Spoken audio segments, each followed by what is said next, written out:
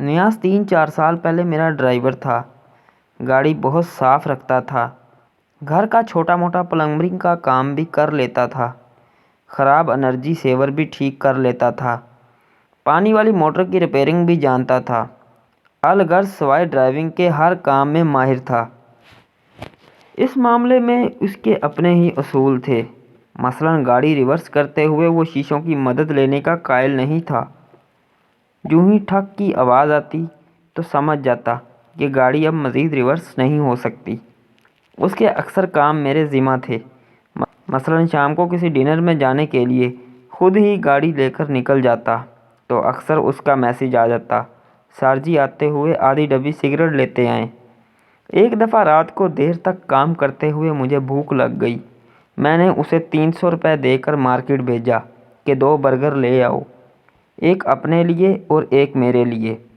یوسف نے واپسی پر 150 روپے میرے ہاتھ میں رکھ دیے اور فرمایا، اس کے پاس صرف میرا ہی برگر بچا تھا، آپ کا نہیں ملا۔ نیاز کو بلا وجہ ہارن بجانے کی بیماری تھی۔ ایک دفعہ مجھے شک گزرا کہ اس نے کافی دنوں سے گاڑی کا انجن آئل تبدیل نہیں کیا۔ میں نے کہا ذرا بونٹ کھولو۔ اس نے فوراً ڈرائیونگ سیٹ سنبھالی اور بونٹ کا بٹن کھینچ دیا۔ میں نے آئل چیک کیا، واقعی بدلنے والا ہو گیا تھا۔ اتنے میں اس نے سر پر ہاتھ مارا۔ ایک تو بونٹ کھلا ہوا تھا، اوپر سے میں لگ بھگ ہارن کے اوپر جھکا ہوا تھا۔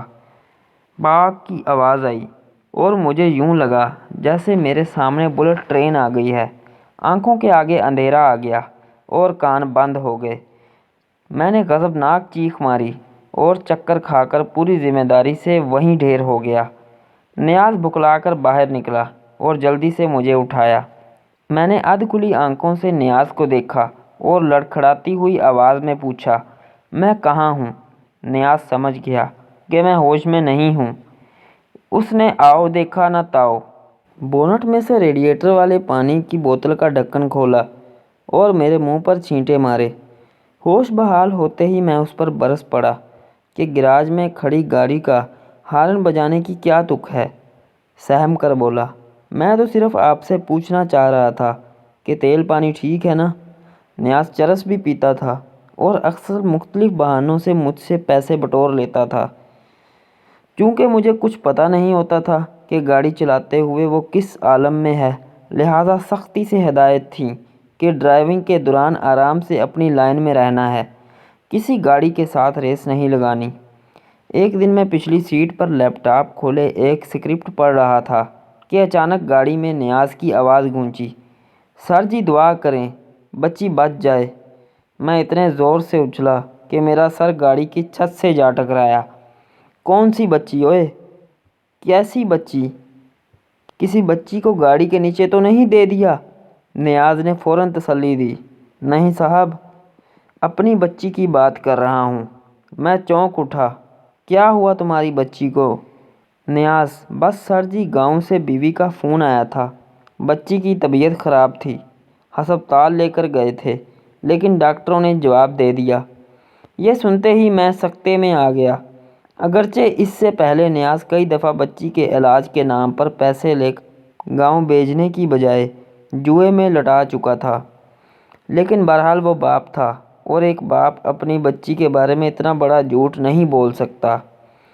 آفس پہنچ کر میں نے سوچا اور نیاز کے چھوٹے بھائی سعید کا فون ملایا۔ سعید گاؤں میں ہی رہتا تھا۔ سلام دعا کے بعد میں نے پوچھا کہ تمہارا بڑا بھائی بتا رہا تھا کہ تمہاری بھتیجی کو ڈاکٹروں نے جواب دے دیا ہے۔ سعید خوشی سے بھرپور آواز میں بولا، ہاں جی کل ہی جواب دیا ہے۔ اس کا لہجہ سن کر میں بکلا گیا۔ کیا کہا ڈاکٹروں نے؟ دوسری طرف سے آواز آئی، ڈاکٹروں نے کہا ہے کہ یہ بالکل ٹھیک ہے، اسے گھر لے جائیں۔ میں نے فوراً فون بند کیا اور غصے سے نیاز کو بلایا۔ نیاز صاحب اندر تشریف لائے اور میرا چہرہ دیکھتے ہی سمجھ گئے کہ کوئی اور جھوٹ پکڑا گیا۔ میں نے اسے بتایا کہ میری اس کے چھوٹے بھائی سے کیا بات ہوئی۔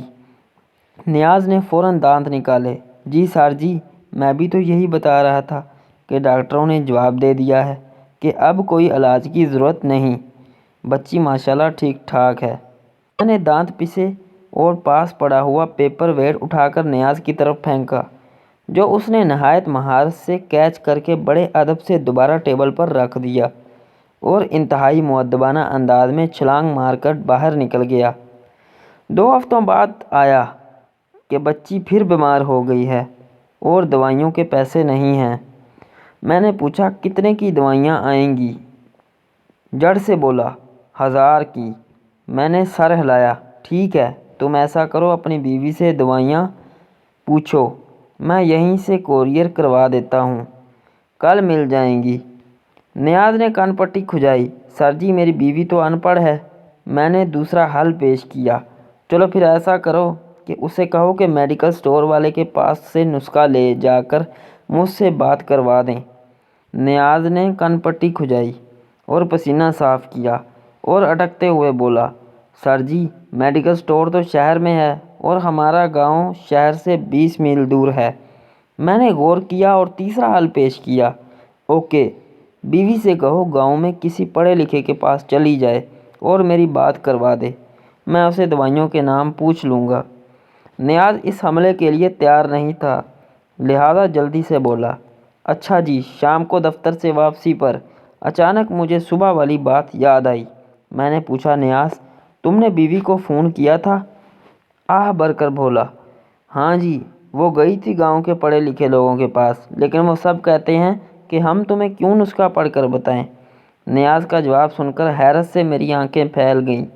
نیاز گاؤں میں تم ایسا کیا کر کے آئے ہو کہ لوگ تمہارا کاغذ کا ایک ٹکڑا تک پڑھنے کو تیار نہیں؟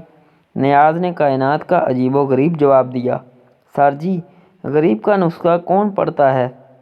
اگلا سارا دن میرا اسی کشمکش میں گزرا کہ کیا کروں۔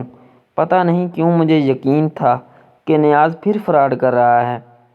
شام کو اس نے ایک ہولناک خبر دی کہ بچی کی طبیعت اچانک شدید خراب ہو گئی ہے اور اب اسے خون کی 2 بوتلوں کی ضرورت ہے۔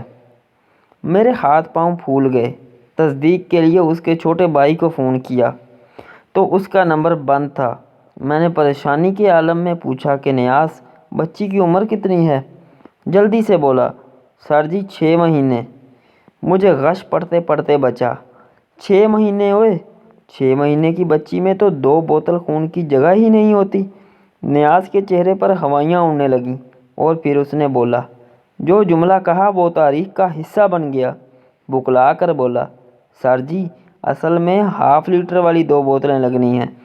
مجھے نہیں پتا کہ اس کے بعد کیا ہوا تھا، بس اتنا یاد ہے کہ 3-4 منٹ بعد ہم دونوں شہر کی مصروف ترین سڑک کے فٹ پاتھ پر تیز تیز بھاگ رہے تھے، وہ آگے اور میں پیچھے۔ غالباً میرے ہاتھ میں ایک اینٹ تھی جو آج بھی اپنے شکار کو ترس رہی ہے۔ مزید اچھی ویڈیوز کے لیے چینل کو سبسکرائب کریں اور بیل آئیکن کو پریس کریں تاکہ آپ کو تمام ویڈیوز ملتی رہیں۔ ملتے ہیں اگلی ویڈیو میں۔